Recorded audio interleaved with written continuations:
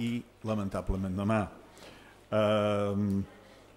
La veritat és que en un ambient noucentista d'ordre i tranquil·litat jo només porto en aquests moments desori. Ho resumiré amb una anècdota absurda.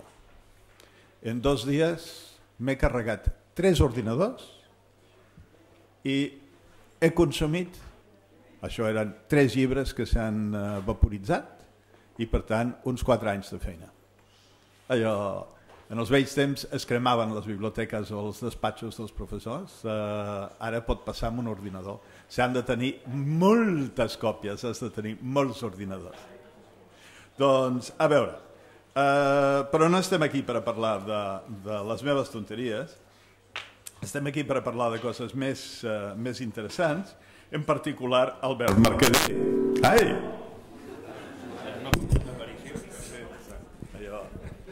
Només l'aparició d'Albert Mercader ha provocat un impacte sobre el medi. Evidentment, a la documentació, si voleu una llarga, ara en canvi, quan parlo jo va més fluix, una llarga llista de detalls, doncs hem descobert que som veïns, no ens coneixíem, però som veïns a la Pompeu Fabra, literalment porta per porta. Sí, funciona. I, per tant, no... A veure, ara sí, ara està més regulat. És un home... Si parlem en generacions, que és una cosa molt discutible, és un home d'una generació prèvia a la meva, però que té un currículum molt extens.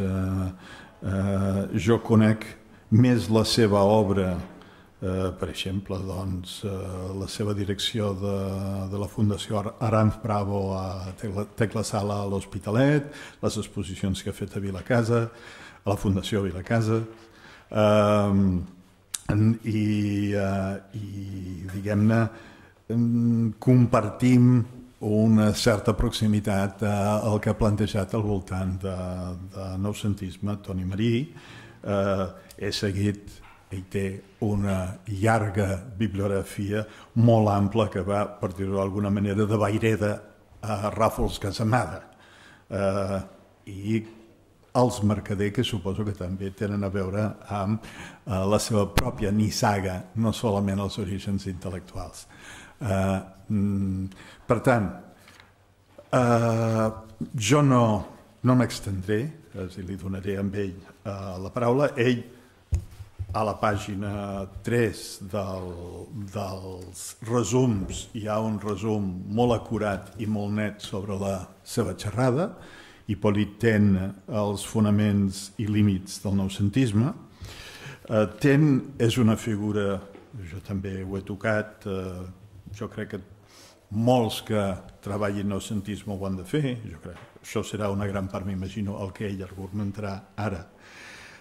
Ten viu un 19 intens, de 1828 a 1893, i jo crec que, per a resumir-ho, per a presentar-ho, el que fa d'alguna manera és aconseguir l'estilització del positivisme en el marc cultural francès. En el fons, per dir una cosa que a Monsieur Hippolyte l'hagués escandalitzat una mica, ell era com la Tercera República, és a dir, va fer que la dreta descobrís que el sufragi universal es podia utilitzar. Doncs ell fa possible la utilització del positivisme, herència d'Auguste Comte, des de punts de mira que no siguin necessàriament crítics amb l'ordre social. Comte mateix és un personatge complicat, però l'herència positivista, com normalment la veiem a Catalunya, està vista des de l'esquerra. Comte la situa netament a la dreta. La situa com a historiador i la situa, i aquesta seria la segona cosa que en el meu parer ell fa, que és que la situa també en una perspectiva vinculada a l'empirisme britànic. és un gran anglòfil, un gran estudiós de la literatura, gran estudiós francès de la literatura britànica, i per tant és una de les vies per les quals temes anglesos, o britànics en general, arriben no només a França, sinó a través de les traduccions de Taine a Espanya. Però bé, no estem aquí per escoltar-me a mi parlar d'Hippolyte Taine, estem aquí a escoltar Albert Mercader, que amb el currículum que ell mostra i que teniu tots al vostre equip, el veureu com un home que ha treballat molt a l'art més contemporani, diguem-ne, els últims 40 anys, però amb una bona formació nascuda de Toni Marí, que per tant ara ens portarà un segle enrere per a situar la problemàtica de Taine i de com Taine és llegit a Catalunya. I amb això els deixo amb Albert Mercader. Gràcies. Gràcies, Enric. Gràcies per les generoses paraules. Bé, voldria començar la meva intervenció matisant una mica, fent un exercici de depuració noucentista, matisant una mica el títol de la meva ponència. No es tracta, sota cap concepte, i jo crec que seria molt agosarat per part meva, d'explicar els fonaments i els límits, siguin conceptuals, siguin temporals, del moviment noucentista. El que proposo és, en canvi, és fer una revisió d'alguns d'aquests fonaments, sobretot dins de l'estètica, del noucentisme, a partir, i per tant intentar enriquir-los, aquests fonaments, i en tot cas intentar traçar, desvirtuar o reflexionar sobre els possibles nous límits que podem estirar del moviment noucentista. A partir de la influència d'un ideari, d'un pensador, el crític d'art, Hippolyte Taine, que en el seu temps, a principis de segle, era molt reconegut entre els polítics, escriptors, artistes noucentistes, però com que no va ser pel Pantarca, no va ser reconegut pel Pantarca, no va ser reconegut per l'Eugeni d'Ors, llavors se n'ha parlat molt poc des de la historiografia de l'art noucentista. Però, com veurem, per mi és fonamental. A mi que m'interessen sobretot pintors, escultors, la plàstica catalana, em va interessar moltíssim la personalitat d'aquest filòsof que apareix no només en l'obra de Francesc Galí, ara veureu, que alguns ho sabeu, és el tema central de la meva tesi doctoral, sinó apareix en obres tan cabdals del noucentisme com La nacionalitat catalana d'Enric Prat de la Riba, podem dir que és un llibre absolutament tainià, en molts articles de Josep Puig i Cadafalch, a la tradició catalana del Josep Torres i Bages apareix novament Taine, i jo crec que van influir moltíssim també a molts artistes que, per la influència de tots aquests personatges, és indiscutible la influència de la nacionalitat catalana de Prat de la Riba sobre artistes intel·lectuals del seu temps, de Torres i Bages, el conciliari de Sant Lluc, per tant, la influència sobre els artistes noucentistes, la influència naturalment de Francesc Galí, el gran pedagog estructural del noucentisme, i per tant, com que tots són personatges estructurals i obres estructurals, he pensat que necessàriament, reflexionant sobre les possibles influències, els possibles contactes entre l'obra de Taine i aquests grans intel·lectuals del seu temps, doncs aportaríem noves reflexions al voltant de fonaments del noucentisme i si convèncer els nostres arguments una eventual reformulació dels límits conceptuals del noucentisme. La present conferència és un resum, és una síntesi d'un dels capítols de la meva tesi doctoral dedicada, com he esmentat abans, a la vida, a l'obra i al pensament de Francesc d'Assís Galí, que vam defensar el 2013 a la Universitat Pompeu Fabra. I, de fet, un dels objectius principals de la nostra recerca de tesi doctoral va ser precisament reflexionar sobre Taine, i ens intrigaven la quantitat de referències que molts deixebles precisament de Francesc Galí, com Rafael Baret o Joan Vergós, deien que recordaven que Hippolyte Taine era citat amb freqüència, citat constantment a les seves classes, a les seves aules. I concretament em vaig quedar amb les seves aules del carrer de Cucurulla, de l'escola de Francesc Galí, suposo que no fa falta dir-ho, dels grans artistes i dels grans deixebles de Francesc Galí, dels quals es trobaven Joan Miró, Rafael Benet, Domingo, Artigas, una gran quantitat d'artistes de primera línia. I concretament l'arquitecte Joan Bergós diu que Hipòlit Taine fou un autor que va obrir a Galí, i cito textualment, nous horitzons insospitats, parla de nous horitzons insospitats en relació amb el fet artístic, i li va permetre aprofundir en allò més substancial i permanent de l'obra d'art. Concretament aquestes dues frases són les que em van més intrigar, va ser com una espècie d'enigma per mi en un origen, que vaig pensar que intentant-lo respondre ens ajudaria a esclarir no només el pensament teòric de Galí, sinó el despertar artístic de tots aquests artistes tan importants. Una primera teoria d'Hipòlit Taine que ens ajuda, i parlo sobretot des del punt de vista estètic, també podria parlar des del punt de vista polític, però entenc que és més important, o l'interès del meu ha sigut la seva relació, la seva influència en el món de l'art, doncs que ens ajuda a entendre aquesta primera sentència, o aquest enigma de Joan Bergós, va ser la idea de la renúncia al concepte d'imitació artística i l'aposta pel que el propi Galí i Hipòlit Taine anomenaven, una frase que ha sortit a una conferència d'aquest matí, crec que, no sé si de la doctora Camps o de la doctora Mercè Vidal, que és la recerca de la unitat interna de l'obra d'art, de la lògica interna, del caràcter essencial de l'obra d'art. En efecte, en el primer dels capítols de la Philosophie de l'art, que va ser publicada el 1864 a París, i que les primeres edicions es conserven a l'Ateneu barcelonès, que era la plana major dels modernistes i dels noucentistes, anaven a il·lustrar-se, bàsicament, i sobretot Francesc Galí, que era el seu bibliotecari, doncs dèiem que l'autor defensa que el principal objectiu de l'artista no ha de ser la imitació fidedigna de la realitat, sinó que s'ha de concentrar principalment en l'assumpció de dos conceptes. El primer és la captació del que ell anomena el caràcter dominant, el caràcter saillant, que diu de les formes representades. És a dir, l'art com a expressió de la forma dels continguts fonamentals.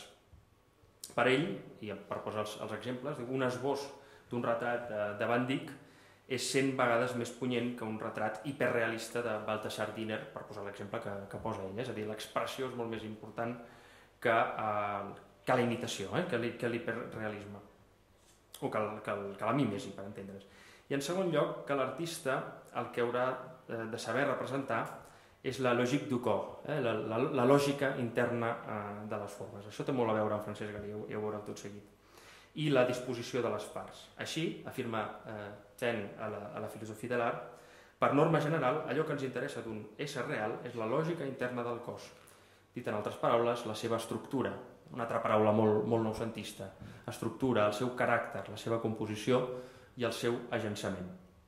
En aquest darrer concepte d'unitat de l'obra d'art em recorda molt una frase de Rafael Benet, que va escriure El ritme universal, quan descrivia una de les lliçons de Francesc Galí. Deia, tot allò visible per Galí ha d'estar subjecte a les proporcions que el deixeble ha d'intuir, de tal manera que el traç queda harmònic com el joier fent un arabesc dins una joia. Això em sembla interessant. O com els arquitectes de les catedrals estructurant els rossetons. Jo crec que hi ha una connexió íntima entre aquest concepte que explica Benet i que no podem saber de Francesc Galí, a través de Francesc Galí, perquè no va deixar textos escrits, però sí a través dels seus deixebles en relació amb la lògica interna de l'art i la unitat interna de les formes. En relació amb la idea tainiana antiimitativa, és ben sabut que el Francesc Galí va ser un dels grans mestres catalans que va renunciar al mètode de la còpia i de la imitació dins l'ensenyament artístic tradicional, res de copiar, és la frase dels seus deixebles, o Francisco Goitia, que va ser un dels seus primers deixebles, doncs deia, a propòsit de la primera lliçó, tot just arribar als artistes, arribar a Can Galí, no copiar, quan algú copiava els estripava el seu dibuix. Ni la imitació de les obres mestres, tal com deia l'Acadèmia, ni la imitació expressiva de la naturalesa, tal i com es proposava des de l'ensenyament una mica més modern i avançat, com es proposava, diríem, des de Martí Alsina, des del pleneirisme naturalista. Cap de les dues opcions, ni la imitació de la natura ni la imitació naturalista, per entendre'ns. I de fet, la grandesa, crec que de Francesc Galí, i aquí es demostra, jo crec que la connexió amb Taine, va ser la interpretació, la posta en pràctica de la teoria tainiana, de la filosofia de l'art, com vist una mica metafísica, una mica abstracta, doncs ell la posa a la pràctica, a les aules, inventant una enginyosa metodologia per tal d'ensenyar als seus alumnes a copsar precisament aquesta unitat i aquest caràcter essencial i estructural de l'obra d'art que es fonamentés en la profunda essència o comprensió de l'essència dels motius artístics. I així ho va posar en pràctica a través de dos coneguts exercicis que suposo que molts de vosaltres coneixereu. La primera són les sortides al Montseny, les sortides al Montseny amb els seus alumnes, que a Galí, Francesc Galí prohibia als seus alumnes que portessin estris de dibuix. Per tant, tot es devia fer a través d'un anàlisi contemplatiu del paisatge, més aviat mental, per tant, no d'una manera romàntica o emocional, expressant el que l'autor veia, com després molts naturalistes feien, sinó des d'una actitud absolutament analítica. Aneu fornits només d'una corona d'ulls al front, és la frase famosa de Francesc Galí. I un segon exercici, que em sembla encara més apropiat, és el de tapar els ulls, conegut, de tapar els ulls als seus alumnes per tal de fer-los palpar, aprendre a trobar la forma interna a través de fer-los palpar els rostres dels companys, entre els alumnes es palpaven per trobar la forma interna amb els ulls clucs, amb els ulls embenats, i palpaven també, els hi feia palpar pomes o patates, és a dir, diferents formes que després els hi feia representar amb els ulls clucs, novament, amb els ulls embenats, els hi feia representar dibuixos sobre el paper. És a dir, que no havien observat els seus alumnes la realitat. No era en cap cas una observació òptica, sinó era en tot cas tàctil i mental. I a mi em sembla la gran revolució pedagògica, artística de Galí està en aquest punt, i això el lligam el trobem evidentment amb Joan Miró, que és l'única imatge que us he portat avui, perquè el concepte fonamental de la connexió d'Hippolyte Taine amb Francesc Galí i Joan Miró es troba precisament en aquests dibuixos, que són els famosos exercicis de tacte de Joan Miró, que es conserven, i això ja ens ho deia Alexandre Cirici Pellicer, es conserven a la Fundació Miró, i que Joan Miró, que era un dels alumnes de Galí a la seva escola d'art, els va conservar i jo crec que els hi tenia molt d'apreci, i la prova principal és que els va signar al final de la seva vida i els va datar a la part del darrere, va posar que eren els exercicis de tacte de Can Galí i els va regalar a la Fundació Miró. Tot això se sabia, però jo crec que darrerament s'està descobrint i s'estan emergint aquests dibuixos, s'estan utilitzant en exposicions importants, com per exemple la de Pere Jaume, l'exposició de Pere Jaume, de la maniobra del Museu Nacional de Catalunya, s'obre precisament amb aquesta suite de dibuixos de Joan Miró fets a Can Galí. I que ho veu, per tant, com d'una gran modernitat, d'una gran revolució, per entendre'ns, pedagògica, a la mateixa manera que Martí Alzira ho havia fet anys abans, sortint de l'acadèmia i plantant, fent dibuixar davant de la naturalesa, doncs també Francesc Galí va fer la seva revolució pedagògica des del punt de vista tàctil i mental per captar, com deia Taine, l'essència de les formes. El seu àlbum Mataparlers i Ovaladors, Pere Jaume ha escrit un text que porta per títol Per tocar el món, dedicat als esmentats dibuixos, en el que diu: el fet d'embenar-se els ulls per a pintar queda lligat a tots els processos posteriors de negació, de depuració, de desaprenentatge, de celebració dels espais buits que en l'obra de Miró tindran una importància decisiva. És el Miró de l'assassinat a la pintura, del tenebrisme, de l'esborrament del mural del Col·legi d'Arquitectes, és el de les terres cremades. O sigui, ell veu al revés, no només la concepció de la forma estructural, substancial, permanent de la forma com és Vergós, sinó també al revés, ajudava a captar el buit, la negació de la forma, les dues coses.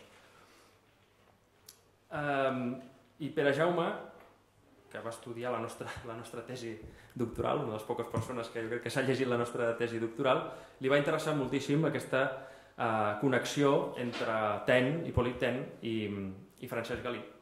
Ten com inspirador de Galí, perquè l'exercici de captació de la forma interna dels objectes amb els ulls tapats els hem de vincular també amb les indagacions que el pensador va fer sobre la sensibilitat artística dels cecs en el seu tractat de l'intel·ligence de 1870. Això em sembla determinant. Que edicions, totes elles primeres que es conserven, totes a l'Ateneu Barcelonès, i que per tant, això és una hipòtesi, però la connexió amb els cecs, tal com palpen els cecs a les obres d'art, és tan gran que em sembla que estic segur que Francesc Galí ho va consultar a la Biblioteca de l'Ateneu Barcelonès. I en aquest assaig sosté que els cecs, com els infants, tenen una percepció del món més pura i menys contaminada dels adults.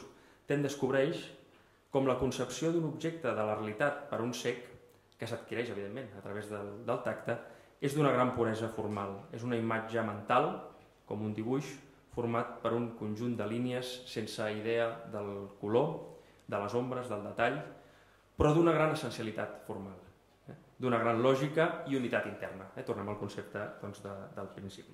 Per tant, una concepció moderna. Estem amb un pedagog noucentista, però amb una concepció moderna de l'art, que ha influït artistes d'avantguarda, com va ser Joan Miró. I això també a la meva tesi doctoral ho vaig captar, aquest lligam, a través de la recerca, i perquè vaig adonar que va ser també advertit per l'historiador de l'art Pepe Carmel. Pepe Carmel, de la New York University i de Harvard, que en el seu assaig Picasso i l'invenció del cubisme, Picasso and the Invention of Cubism, defensa Taine i el seu tractat sobre la intel·ligència com un dels estudis precursors del trencament amb la concepció tradicional de la realitat dins la pintura moderna.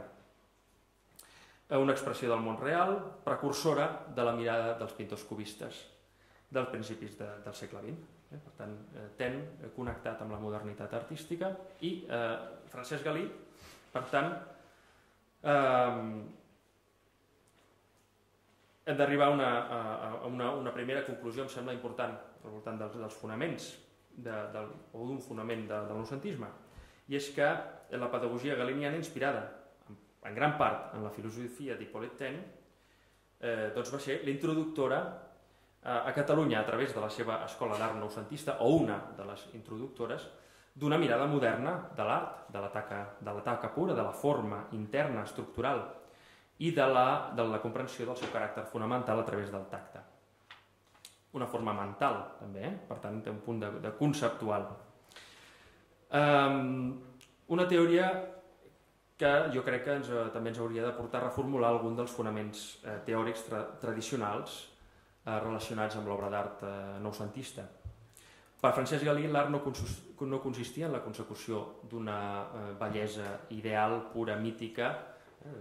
Per tant, només la construcció de deeses ho farà a partir del 1915, però en aquell moment, quan es formula aquesta teoria, jo crec que està lluny d'aquesta bellesa ideal, clàssica i desvinculada de la realitat.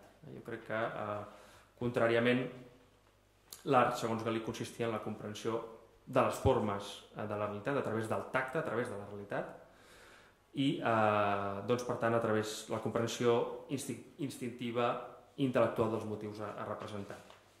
I jo crec que és una teoria que ens ajuda a entendre millor la concepció sintètica, essencial, gairebé tàctil de molts dels deixebles de Francesc Galí. Hem citat a Joan Miró, però també Llorenç Artigas, la seva proximitat amb la terra, Francesc Vayreda,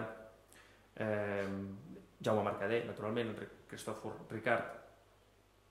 I aquesta realitat jo crec que ens hauria de fer replantejar el paper important que va jugar el moviment noucentista en la gestació de la pintura d'avantguarda, també catalana, tot i que em sembla que és un altre debat que s'allunyaria una mica del propòsit d'aquesta ponència. Perquè encara que estem tentats de seguir amb el Francesc Galí, seguiríem hores, però, com hem anunciat a la introducció, la figura d'Hippolyte Taine va influir a rellevants intel·lectuals i polítics catalans en el temps a cavall entre el modernisme i el noucentisme. Direm que ja trobem referències al pensament de Taine en intel·lectuals de la Renaixença, com el dramaturg Josep Yxart, però no és a partir dels anys 90 del segle XIX quan advertim un augment substancial de les cites i referències al pensador francès presents en el cos teòric de notables intel·lectuals polítics, sobretot vinculats a la Lliga Regionalista de Catalunya, com Prat de la Riba i Cambó. El que interessa en aquell moment del pensament d'Aten és el renovament que l'autor francès proposa del nacionalisme i del regionalisme polític cultural, una mica el que feia referència a l'Enric. Les nocions tainianes de temperament, de caràcter nacional, de temperament natural i d'essència racial, ell és un dels primers pensadors en què els comencen a utilitzar, i a més els interessen perquè s'oposen a l'artificiositat de l'estatalisme centralista jacobí. La natura de la nació, el caràcter natural de la nació, contra l'estat jacobí i l'artificiositat de l'estat jacobí. L'interessant, però, pel que fa a l'estètica, és que tots aquests conceptes de raça i de nació Taine els explicarà des dels seus llibres dedicats a l'art i a la literatura, sobretot a través de la filosofia de l'art, però també a través de la literatura, com el seu tractat dedicat a La Fontaine o l'Histoire de la literatura francesa. És a dir, que Taine entenia que l'art, en la seva amplitud de registres, literatura, pintura, arquitectura, és una de les màximes expressions del temperament de la raça. I, en conseqüència, tots aquests fenòmens culturals han de ser el principal objectiu d'estudi de l'ésser humà i del polític, també. Perquè, com diu Taine en el seu llibre sobre La Fontaine, com més perfecte és el poeta, més nacional serà. Com més perfecte és el poeta, més nacional serà. Com més penetri a l'obra d'art, més penetraran el geni del seu segle i de la seva raça. Són sentències que van interessar moltíssim als nostres polítics i que expliquen molt la política cultural, jo crec, del noucentisme. Per tant, l'art com a màxima expressió de la raça, de la nació, i això jo crec que qui millor ho va entendre va ser Enric Prat de la Riba, sobretot a la nacionalitat catalana. El llibre considerat, el llibre de capçalera del noucentisme, Prat investiga des d'una actitud absolutament tainiana l'origen i la naturalesa de la raça catalana, analitzant els diferents moments de la història de Catalunya, la geografia, l'economia, el dret, però també l'art, com una de les màximes expressions de l'esperit nacional. De fet, un dels principals capítols de Taine, de la nacionalitat catalana, es diu l'esperit nacional de l'art, l'esperit nacional de l'art, i que, bé, és que transcriu paràgrafs sencers de la filosofia de l'art de Taine. Us en cito només un. Diu: els historiadors de l'art, estic citant a Prat de la Riba, Universitat Catalana, els historiadors de l'art, ja fa una primera referència a Taine, ens parlaven del caràcter nacional com d'una gran força emmotlladora de les obres dels artistes, del caràcter nacional que cercaven en capes més profundes, més permanents, i tornem a Vergós, a l'inici, més permanents de les formacions humanes, per sota de les modes que passen, per sota de la història que muda, per sota de les civilitzacions que cauen. Nosaltres, els noucentistes, recordàvem les dites dels nostres arqueòlegs sobre l'art de Catalunya i sentíem que també aquesta força misteriosa actuava des de les arrels de la nostra terra, al costat d'aquell esperit nacional dels juristes, i ens preguntàvem si seria la mateixa força. Per tant, l'art com quelcom d'estructural, bàsic, en la política cultural d'un país, perquè és l'expressió del caràcter fonamental, del caràcter granític, de la nació. I crec que des d'aquest prisma tainià de Prat és molt comprensible l'acció artística de la Mancomunitat de Catalunya i el caràcter estructural que ha fet artístic, naturalment hi jugarà, la fundació dels museus del Museu d'Art de la Ciutadella, la secció d'Arqueologia de l'Institut d'Estudis Catalans, amb les seves expedicions, naturalment, a Empúries, avui, o la fundació de l'Escola Superior d'Obells Oficis el 1915, dirigit novament per Francesc d'Assís Galí, en el qual es posava l'artesania, aquest viatge que proposa Taine d'anar a les arrels de la cultura, a les arrels de la història i de la nació, a través de l'artesania, i els vells oficis com a puntal de l'estructura cultural del país. Galí, a banda d'educar els artistes a la recerca de la forma profunda i unitària, també ho feia fent-los estudiar l'art català de la història. Josep Aragai, com és sabut, li ensenyà la ceràmica catalana barroca. A Sunyer i Marquet dels Joiers, la joieria inspirada a través dels llibres de passanties. a Josep Godall, la tècnica dels esgrafiats, així un llarg, etc. Vull dir, aquest viatge en el passat per trobar les arrels profundes i granítiques d'història com a la màxima expressió de la nació catalana, per tant, art i nació. I no es tracta, a més, d'una visió romàntica de l'art, encara que podia semblar, parlem de nació, per tant, podria ser una cosa com romàntica, però no és només romàntica, és també científica perquè, en el sentit que proposa, que cal anar a la realitat palpable, als objectes de la història, per tal de descobrir l'esperit de la nació. Cal recordar que Hippolyte Taine era un positivista francès, no creia en l'idea de geni. L'art és l'expressió no d'una personalitat única, sinó l'expressió del caràcter fonamental d'un context històric, social o col·lectiu. I jo crec que és un concepte que contribueix enormement a enriquir un dels fonaments estètics del noucentisme.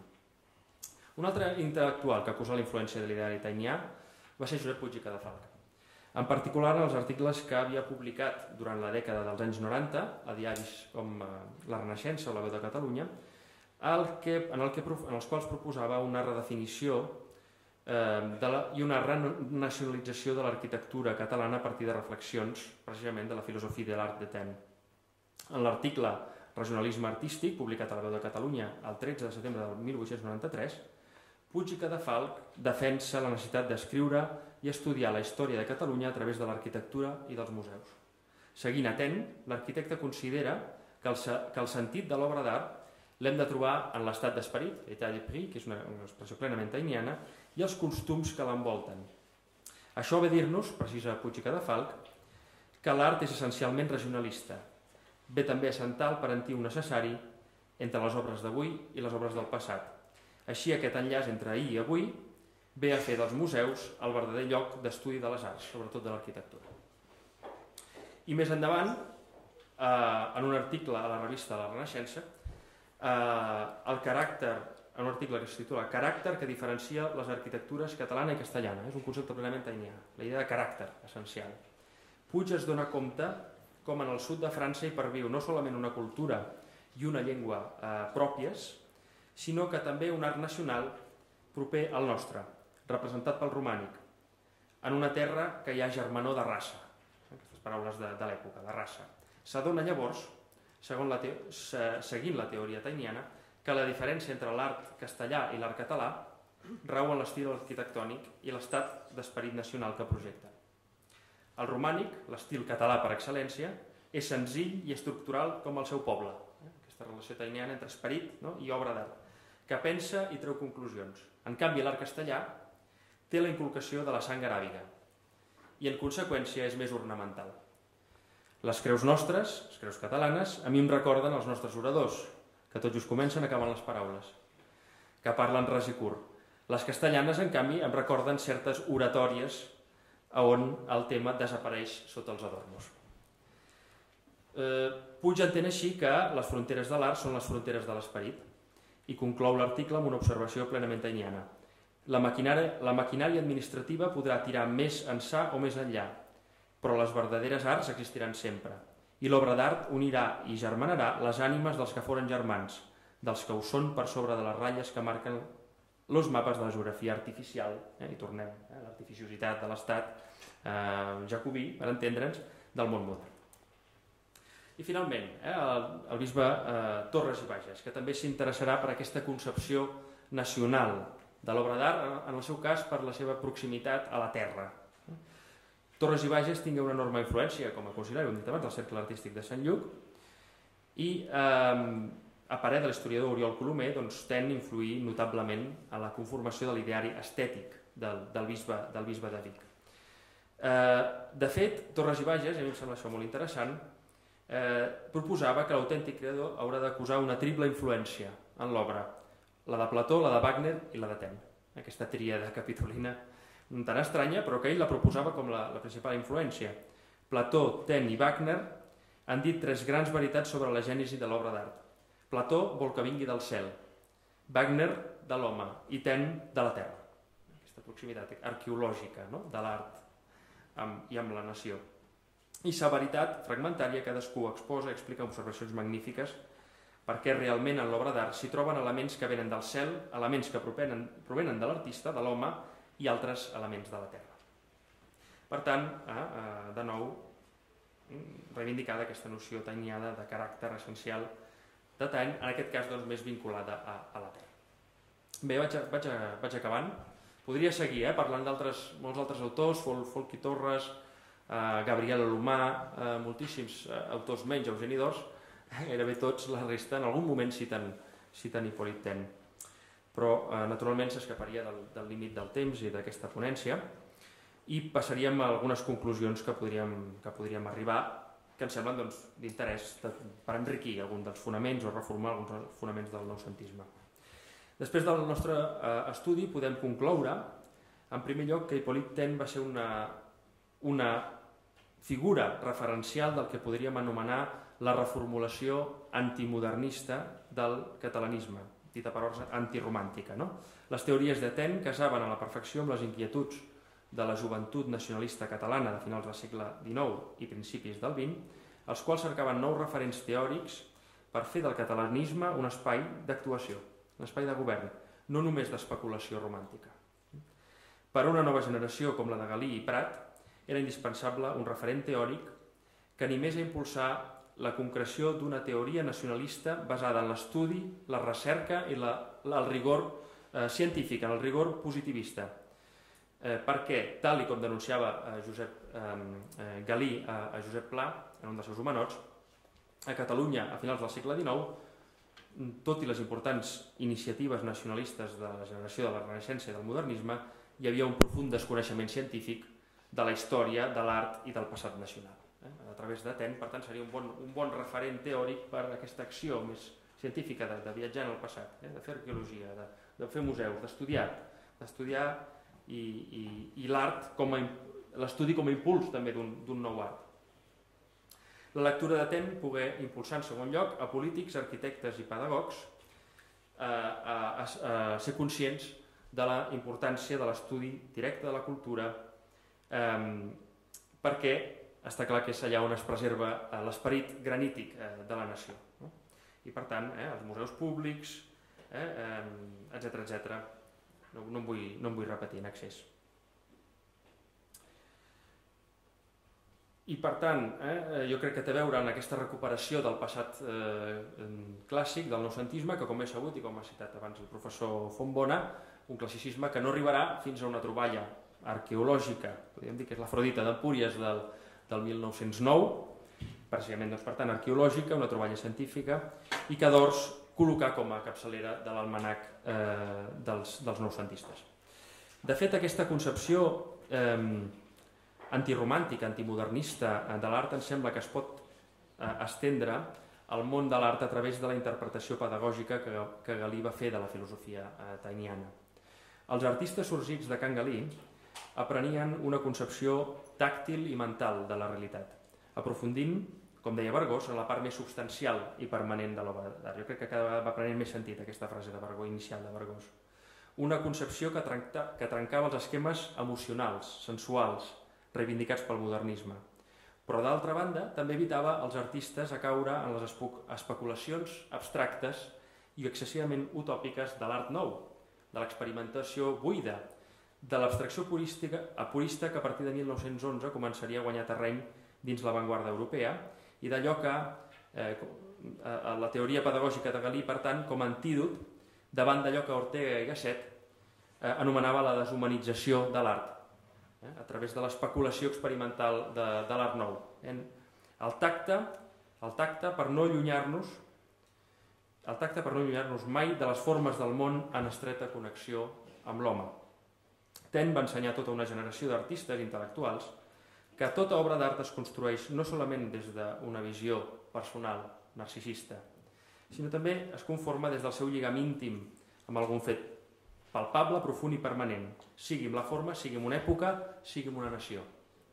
Amb Taine, els noucentistes aprengueren, en definitiva, a concebre l'art com a vehicle de compromís alhora nacional i humanístic. Moltes gràcies.